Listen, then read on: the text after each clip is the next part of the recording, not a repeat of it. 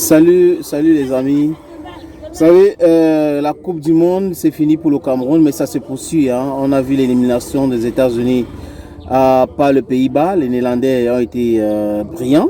Le fils de Weah aussi a essayé. Il faut dire que beaucoup de personnes comme moi condamnent le fait que certains chefs d'État africains demandent aux Africains d'être des patriotes et en même temps, ils peuvent laisser les enfants jouer pour d'autres pays. Bon, c'est le patriotisme de pacotille.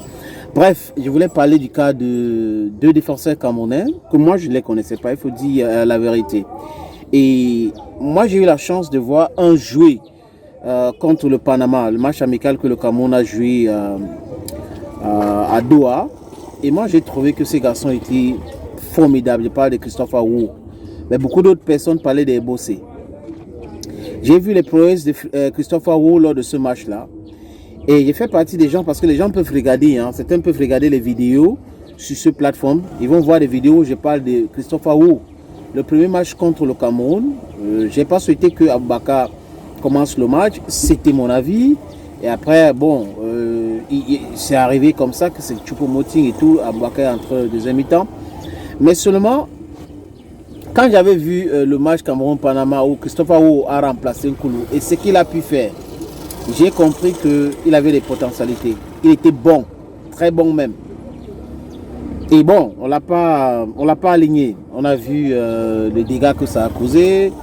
Je ne dis pas que peut-être s'il était là, on ne devait pas, mais je veux dire, quand je vois le jeu de cet enfant, il rassure plutôt. De ce jeune-là, il rassure plutôt.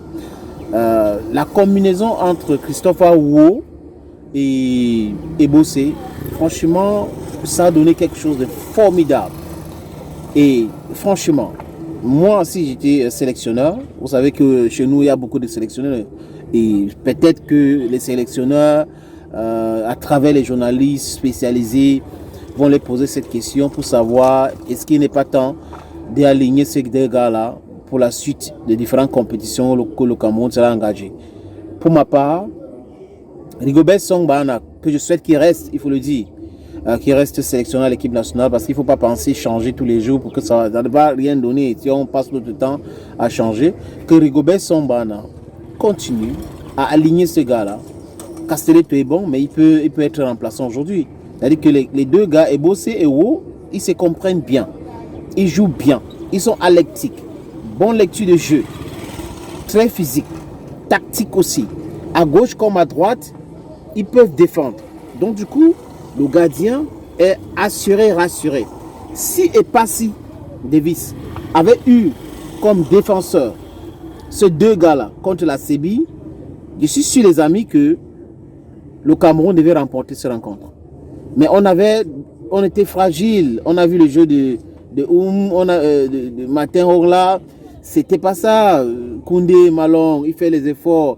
Il joue à un championnat qui n'est pas compétitif en Grèce. Donc, vraiment, avec l'arrivée des Chams dans le match, on a vu que ça a un peu changé beaucoup de choses. Donc, on a des gars qui peuvent faire des bonnes choses. Il faut que le sélectionneur de l'équipe nationale du Cameroun commence à compter sur Bossé et Christopher Wu, ces deux gars-là. Ça me rappelle Rigobert Song et Kala Congo Raymond. Voilà, ça me rappelle cela. Je ne sais pas si la combinaison avec Castelletto et tout ça va donner quelque chose de formidable. Castelletto qui est bon, mais j'ai vu le match Cameroun-Brésil et je pense que voilà la charnière centrale, voilà les gars qu'on doit aligner à la défense centrale du Cameroun. Et Bossé et Christopher Wu. Ce sera tous les amis. Salut, je suis Manu Dibango, je suis Bantou et il y a du tout dans le Bantou et regardez Bantou.